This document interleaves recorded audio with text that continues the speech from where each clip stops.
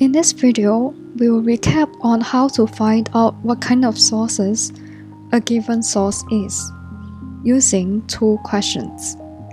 The first is to ask when was the source written, when reading the source or understanding the source, and the second is how we understand history from the source.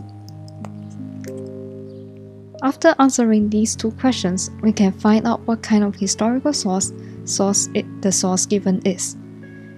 For the first question, we can either say that it is written during the event or year, or after the year or event, and written based on other primary or secondary sources. For sources written during the event or year, we call them the primary sources. As for sources written after the year or event, they are the secondary sources. So primary and secondary source is more about when the source is written.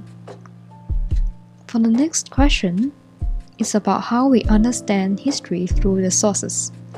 For example, do we use words in the source or whatever is written in the source to understand history? Or do we understand history through images or the way the source looks? For the first type that we use words, they are the written sources. As for the next type is non-written sources.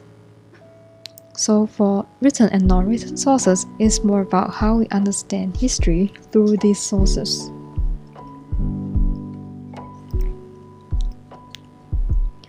So there are a total of 4 kinds of historical sources in general. The first kind is primary written source. Second is primary non-written source.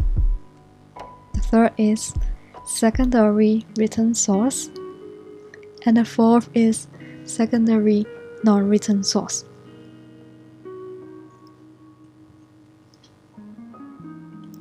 So this is about the end of this video. Hopefully it helps in understanding what primary and written or non-written sources are about. Thank you for watching.